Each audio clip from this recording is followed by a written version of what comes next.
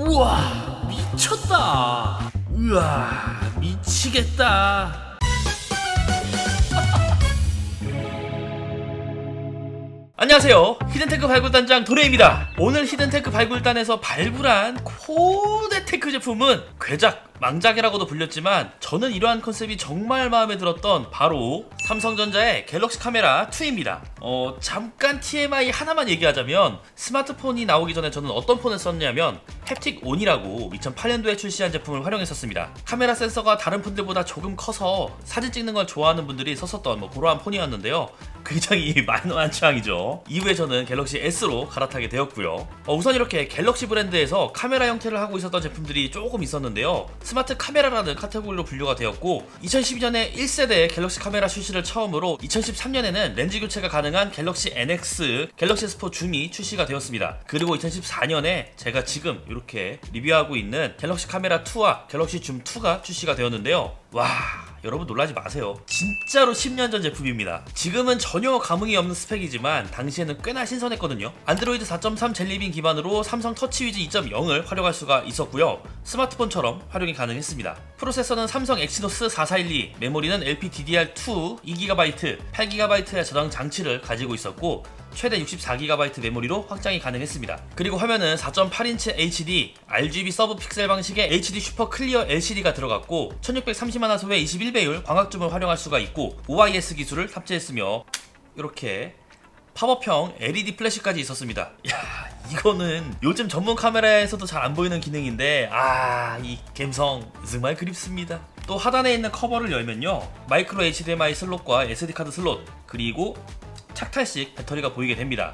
과거 제품임을 알 수가 있는 부분이죠. 전체적으로 이렇게 디자인을 보면은 출시된 지 10년이 지난 지금 봐도 정말 멋지다고 생각합니다. 촌스러운 부분이 하나도 없고요. 당시 카메라 제조 노하우가 있다 보니 카메라 감성을 충분히 잘 살렸을 거라고 보는데요. 개인적으로 마음에 든 부분은 요 그립 부분에 살짝 라인이 있거든요. 그래서 손에 쥐기 편하게 만들었는데 이런 작은 차이에서 제품을 어떻게 대하는지 알 수 있다고 보거든요. 광학의 삼성이라는 소리도 있었는데 얼마나 카메라 분야에서 진심이었는지 알 수 있는 그러한 부분이라고 보고요. 이렇게 3년에 걸쳐서 카메라 기능을 특화시킨 제품들을 여러 개 출시했지만 출시된 지 2년 만에 단종뿐만 아니라 삼성 카메라 사업부가 철수를 해버렸죠. 여러 가지 이유가 있다고는 하는데 가장 큰 이유는 여러분도 알고 저도 아는 내용이죠. 바로 스마트폰의 엄청난 성장세 때문이었습니다.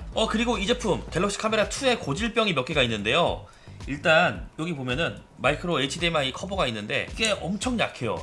그래서 분실이 굉장히 잘 되는 부품 중에 하나였고 전원 버튼이 금방 망가집니다. 쓰다 보면은 점점 세게 눌러야지 인식을 하는데 나중에는 온 힘을 다해서 전원을 눌러야 화면을 켤 수 있다고 해요. 지금 이 제품도 진행 중입니다. 그리고 줌을 당기다 보면 포커스를 놓치는 경우가 발생하는데요. 요즘 제품들처럼 포커스를 놓치더라도 재빨리 다시 잡으면은 상관이 없지만 이 제품 너무 느립니다. 이건 제가 테스트를 하면서 얘기를 이어가 보기로 할게요. 기본 배율에서는 전체적인 분위기는 Z 폴드 4의 승리라고 생각합니다. 일단 갤럭시 카메라 2가 오래된 기기라서 그런지 하이라이트 부분을 커버하지 못하더라고요. 바닥 디테일 다 날아갔잖아요. 다만 현실적인 조금 더 사실적인 색감, 그리고 과하지 않고 차분한 분위기는 갤럭시 카메라 2 쪽이 더 괜찮다고 생각이 들더라고요. 이번에는 3배율에서 진행해봤고요. 3배율에서 예상 외로 비슷한 수준이었지만 단 하나, 갤럭시 카메라 2가 밝게 보이는 곳을 제대로 처리하지 못하는 게 보이죠. 이게 가장 아쉬운 부분이었고 Z 폴드 4는 후보정이 갤럭시 카메라 2 대비 과하게 들어가는 편이죠. 콘트라스트가 더 심하게 들어가는데요. 적어도 3배율 사진만 놓고 보자면 꽃과 팻말 부분만 크롭해서 쓸 거라면 갤럭시 카메라 2, 전체적으로 다 쓸 거라면 폴드 4 쪽이 더 좋지 않나 생각이 들었습니다. 10배율로 넘어오면 사실 광학과 디지털을 붙이기가 민망하죠. 표지판 디테일만 보더라도 글자를 표현하는 수준에서 이미 게임 끝났고 배경에 있는 꽃 디테일 보이시나요? 상대가 안 되더라고요. 그렇다면 20배율은 어떨까요? 역시 게임 종료입니다. 디지털 줌이 아무리 후보정이 잘 된다고 해도 광학 줌을 이길 수가 없습니다. 오히려 고배율 줌을 때리면서 분위기까지 차분하게 잡히다 보니 두 사진만 비교하면 왼쪽을 선택하는 분들이 압도적이지 않을까 생각이 들더라고요. 다른 사진을 가지고 와도 확실히 기본 배율에서는 Z 폴드 4가 더 낫다고 생각을 해요. 컬러와 밝기를 표현하는 범위가 적어도 이 사진에서는 Z 폴드 4 쪽이 더 좋아 보이더라고요. 가운데 있는 소나무를 최대한 당겨 20배율에서 사진을 보면 차이가 확연히 나게 되는데요. 이건 누가 봐도 왼쪽 사진의 승리죠. 일단 후보정으로 처리가 된 오른쪽 사진은 굉장히 어색합니다. 반대로 왼쪽은 디테일이 살아있어서 무엇을 찍은 사진인지 명확하게 알 수 있죠. 저조도에서는 편의성으로 인해 Z 폴드 4가 더 좋아 보였는데요. 갤럭시 카메라 2 프리뷰 화면이 엄청 끊깁니다. 갤럭시 카메라 2로 사진 한 장 찍을 동안 폴드4는 한 4장에서 5장 연사로 파바박 찍을 수 있거든요.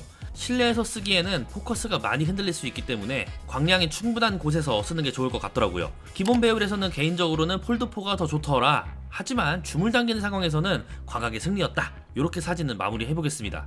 이번에는 동영상은 어떨까요? 기본 배율에서 두 제품 모두 OIS를 켜고 촬영을 해봤는데요. 퀄리티 차이가 어마무시합니다. 물론 우측 영상은 후보정이 많이 들어갔죠. 그래도 안정적인 화면, 조금 더 살아있는 디테일, 전체적으로 화사한 느낌, 이러한 부분들로 인해서 만약 제가 써야 한다면 우측의 영상을 활용할 것 같더라고요. 마이크도 Z 폴드 4 쪽이 더 좋습니다. 갤럭시 카메라 2는 먹먹한 느낌으로 녹음이 되기 때문에 이 역시도 우측 영상을 활용해야 할 것 같고요. 기본 배열부터 21배까지 쭉 당겨보았는데요. 초반에 줌을 하면서 화면에 떨림이 생기더라고요. 그리고 배율이 높아질수록 포커스를 놓치는 경우가 굉장히 많습니다. 반셔터 잡아도 의미는 없었고 시간이 지나면서 제대로 포커싱 하더라고요. 갤럭시 Z 폴드 4의 20배율과 비교해봤는데요. 여기서는 확실히 광학줌이 좋긴 하더라고요. 딱 봐도 퀄리티가 다르죠. 다만 앞에서도 봤지만 줌을 하면서 포커스를 놓치는 일이 허다합니다. 특히 먼 거리에 있는 사물은 동영상 촬영이 거의 불가능한 수준입니다. 포커스를 잡았음에도 다시 놓치기 때문에 실제 활용하기엔 많은 어려움이 있을 것 같고요. 가까이 있고 주변에 있는 사물이 없어도 결과가 크게 달라지진 않았습니다. 물론 빠르게 포커스를 맞추기는 했으나 이 정도의 지연 시간이라면 내가 원했던 순간은 이미 지나고 없을 듯한데요. 사진 촬영은 광학줌을 통해서 최근 스마트폰과 비교해도 결과물에서 상당한 이점을 느낄 수 있지만 동영상은 줌 기능도 아쉽고 1080p 30프레임까지인 것도 아쉽고 무엇보다 포커스를 잡는 속도가 너무 느리다. 2024년에 쓰기에는 많이 아쉬운 동영상 성능이다. 이렇게 정리할 수 있겠습니다. 그리고 스마트 카메라로 분류가 되었기 때문에 안드로이드 OS가 탑재되어서 웹서핑, 음악, 영상 감상, 게임 이런 것들이 가능했는데요. 10년 전에는 삼성 UI는 이랬습니다. 진짜 옛날 느낌 제대로 받게 해주는 화면인데요. 당시에는 그럭저럭 활용이 가능한 수준이었지만 2024년에 와서는 너무 구형 OS 버전입니다. 그래서 유튜브도 480p 환경에서 버벅거리고 반응 자체가 굉장히 느립니다. 어플은 설치도 안되고 된다고 해도 실행이 안되는 게 대부분이고요. 구글 드라이브 쓰려고 이것저것 해봤는데 너무 느려서 업로드가 안되더라고요. 컴퓨터와 연결하는 방법도 굉장히 제한적이고 앱도 사용하기는 쉽지 않고 유튜브 시청 자체도 끊김이 발생하기 때문에 스마트 디바이스 관점에서 보자면 현재는 굳이 활용할 이유는 없는 제품이라고 생각을 하면서 영상을 정리해 볼게요. 당시 스마트 카메라의 장점은 꽤나 많았다고 생각합니다. 인터넷 연결 및 공유 기능이 일반 카메라보다 월등히 좋았고 구글 플레이를 통해 어플을 설치할 수가 있었기 때문에 효율성과 창의성을 더욱더 높일 수가 있었습니다. 그리고 지금 봐도 상당히 큰 터치스크린과 아이들도 익숙한 인터페이스는 직관적 경험을 제공하기도 했고요. 지금도 스마트폰에 넣고 싶은 광학줌부터 전문적인 촬영 모드와 세분화된 설정으로 다양한 연출이 가능했고 사진 촬영에 최적화된 디자인 역시도 카메라 감성을 원했던 분들에게 최고였을 거라고 봅니다. 다만 이러한 장점은 스마트폰이 발전하면서 차별화를 느끼기가 힘들어졌고 전문 카메라 장비도 많은 편의 기능을 추가하면서 점점 경쟁력을 잃었는데요. 스마트폰의 보급률이 워낙 높아 카메라라는 기기의 수요마저 줄어 삼성 카메라 사업부서가 2016년도에 철수를 하게 되면서 결국 이